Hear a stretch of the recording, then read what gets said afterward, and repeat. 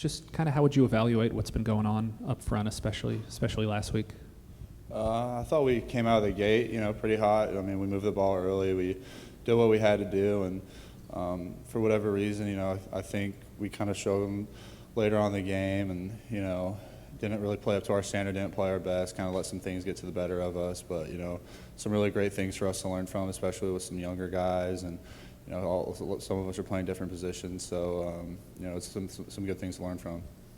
I mean, a lot of talk this season from our vantage point about protection issues. Do you guys view it as having a pass protection issue, or just kind of where do you see the pass protection being at? Yeah, I mean, there's definitely times where it needs to be better. Last week, obviously, we got put in some tough positions, and we didn't really, execute to our best. And again, those are great things for us to learn from. And going forward, we're going to do our best to not let it happen again. How did you see Jaden and Micah kind of respond to last weekend, and what are you kind of telling them in practice coming off that experience? Yeah, I mean, that was kind of as tough as it really gets for tackles, on the road in Death Valley, playing against two, top-end edge rushers. I mean, that's about as tough as it really gets, especially later on in the game when it's obvious passing situation. They're kind of pinned back, knowing we're going to throw the ball. And, I thought they handled it well. I thought they did a really good job. Obviously, all of us have plays we want back, and that's just part of the game when you play at this level. You're going to make mistakes. Other players are really good too. So, just keep their head confident. They're both really good players and going to have really great careers. Nick, you're obviously the old head out there in the offensive line. I mean, does it change how you have to play a game in terms of helping out the guy next to you and things like that? Yeah, a little bit. Fortunately, we have a really good group, and everybody kind of seems to be on the same page. But, yeah, I definitely feel like, just in the team in general, just kind of be more of a vocal leader and kind of being there, especially on the sideline when things aren't really going our way, to kind of make sure everybody knows, there's still a game going on that we can compete in and win.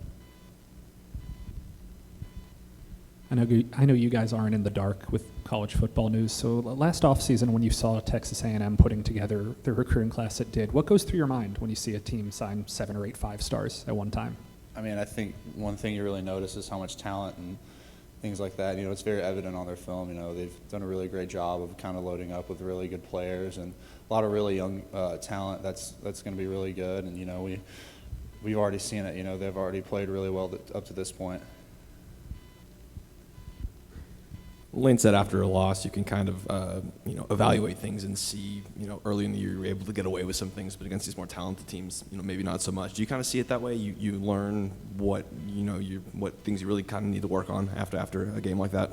Yeah, I mean, you always learn more after a loss just because, you can kind of get away with things, especially early on in the year, but playing on the road, playing against a really talented LSU team, some little things that we were kind of able to slide by with early on in the year, we weren't really able to get by with on Saturday. I know it's early, but what have you seen from that A&M front seven so far, and what are some things you're looking for? I think, what really sticks out to me is, like we talked about earlier, they're really talented, and there's a lot of really good depth, too. They're able to really rotate guys, and there's really no drop-off any of those positions because there's so many good players, and they're just really loaded defensively. Katie, just from a veteran leader on this defensive perspective and watching the past 2 weeks of game film, maybe what do y'all kind of see? Is it a personnel, just lack of personnel, schematic thing? What's kind of been the struggles for y'all on defense the past couple weeks? Just executing the small details, that's all. I believe in this group, this team, and we got the great players. We just got to continue to work on the small things and get better every single day and believe in our ability and just continue to have confidence in ourselves. To that confidence, what was the mood in the huddles and on the sideline as that second half kind of went on and LSU kind of grew that lead? What was the mood like? One thing about this team, I know we're going to get back. We're going to get back up and fight. That's what I love about our brotherhood. We always got each other back. What are some of those small things that you guys need to work on? Just details, including technique, that's all. Against the run, just kind of what are the things that people are doing to beat you? Is it just pure execution, or are there some schematic things that you need to fix? We're just beating ourselves, not executing the small details, that's all. Just kind of, I guess, staying on the run game. Looking ahead to Texas A&M, they're obviously probably going to try to run the football at you guys with with their quarterback situation. I mean, what do you do? What do you do to get better from this week to next week against the run? Swarm and punish. That's all we got to do, swarm and punish and play Ole Miss football defense. I see there's a land shark there for stopping the game breaker this past weekend. Who was that game breaker you guys were honing in on going into the week?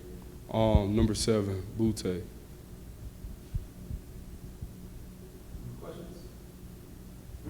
Thank y'all.